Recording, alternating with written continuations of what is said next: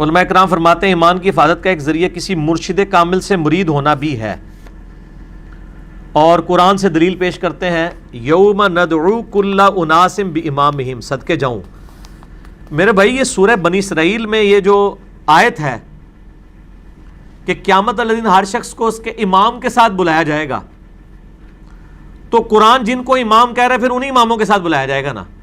اگر آپ کے اماموں کے اور آپ کے بزرگ بابوں کے نام قرآن میں لکھے ہوئے ہیں تو یہ وہ والے امام ہوں گے، اور اگر اس امام سے وہ والے امام مراد لینے جو قرآن نے خود بتائے ہیں، کیڑے لینے جے؟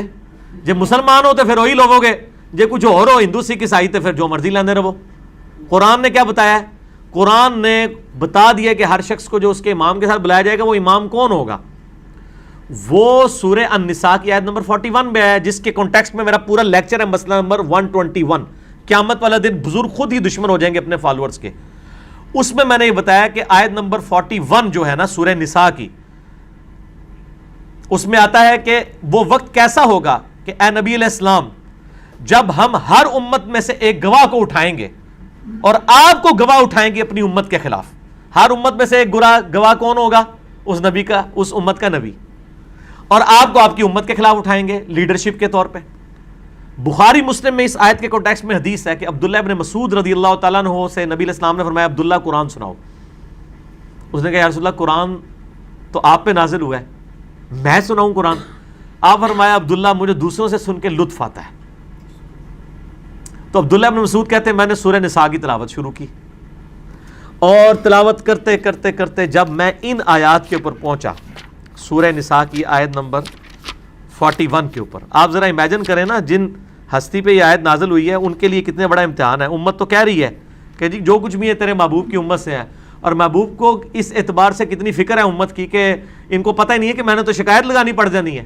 سورۃ الفرقان کی آیت نمبر 30 ہے وقال الرسول یا ربی ان قوم اتخذوا ھذا القرآن مہجورا، نبی علیہ السلام قیامت الدن شکایت کریں گے اللہ میری قوم، میری امت نے قرآن کو پیچھے پھینک دیا تھا، اور نبی علیہ السلام کو اس بات کی خود ٹینشن تھی کہ مجھے اپنی امت کے خلاف گواہی دینی پڑے گی، لیکن امت کہتی ہے اللہ جو کچھ بھی ہے تیرے محبوب کی امت سے تکی جائے گی، پتہ چل جائے گا، پتہ نہیں چلے گا، لگ پتہ جائے گا۔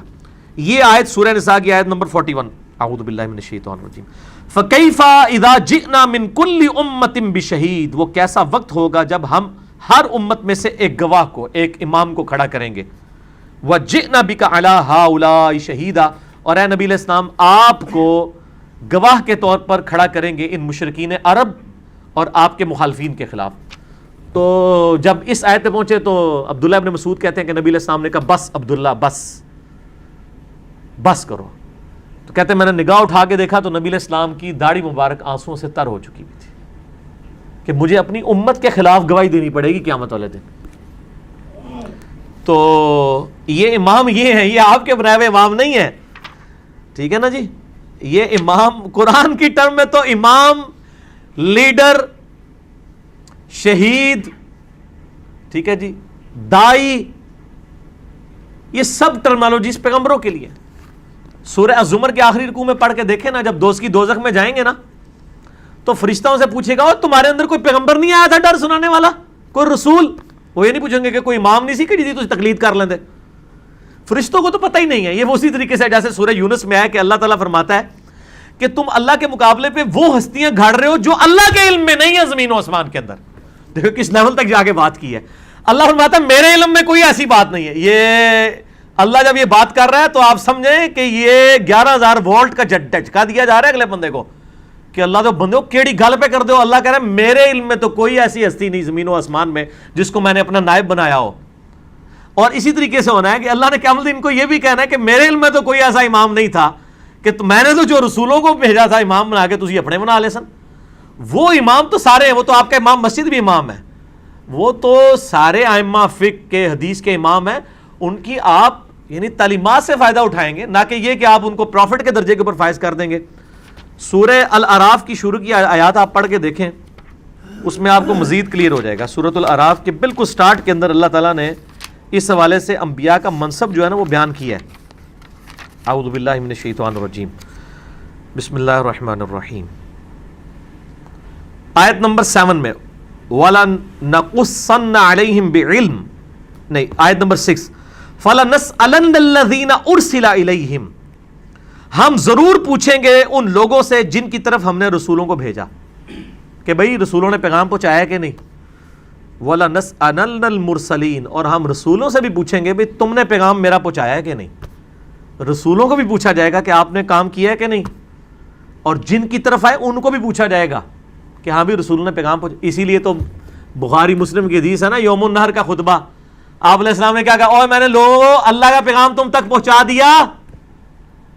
صاحب نے کہا یا رسول اللہ پہنچا دیا. آپ نے 3 دفعہ اپنی شہادت کی انگلی آسمان کی طرف بلند کی، پھر ان کی طرف، اے اللہ گواہ رہنا، اے اللہ گواہ رہنا، اے اللہ گواہ رہنا. پھر آپ نے پھر فرمایا کہ اب یہ تمہاری ذمہ داری ہے کہ اس پیغام کو دوسرے لوگوں تک پہنچا دو.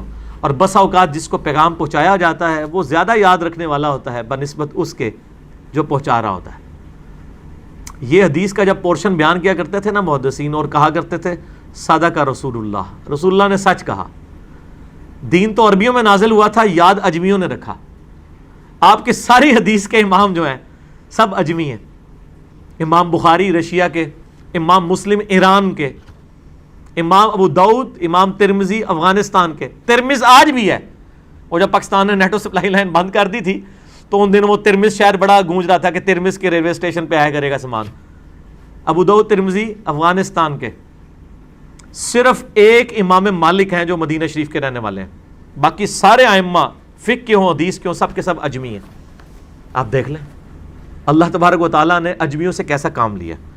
تو یہ جو کہہ رہے ہیں نا کہ جی وہ مرید ہونا بھی ضروری ہے، مرشد کامل پہ میری پیری مریدی کی شرعی حیثیت آپ لکھیں نا، یوٹیوب پہ کلپ کھل جائے گا. یوٹیوب پہ کیا ہے کہ جا کے لکھنا ہے پیری مریدی. یہ جتنی باتیں ثابت کرتے ہیں وہ اس امام سے مراد خلیفہ وقت اور حکمران ہیں، ان کے بنائے ہوئے نہیں ہیں. ٹھیک ہے نا جی. بات کہاں سے لے کے اس پہ بھی میں نے ان کو علمی پھکی دی ہے کہ بخاری مسلم میں حدیث ہے جب ایک امام کی بیعت ہو جائے اور کوئی دوسرا بیعت کے لیے آگے آئے تو اس کو قتل کر دو. تو پھر میں نے کہا تھا آپ ذرا پاکستان میں ذرا فیصلہ کریں کہ ہزاروں لوگ جو ہیں وہ بیعت کروا رہے ہیں، تو اب کس کو شہادت کے درجے پہ آپ نے فائز کرنا ہے اور کس کو زندہ رکھنا ہے، تو آپ خود فیصلہ کریں. کیونکہ آپ نے حدیثیں تو وہی لی ہوئی ہیں نا امام والی جو حکمران کے بارے میں، اور اس سے آپ پیری مریدی کا سسٹم ثابت کر رہے ہیں، تو پھر پورا فٹ کریں نا. میٹھا میٹھا ہپ ہپ تے کوڑا کوڑا تھو تھو، ایسا نہیں ہونا چاہیے.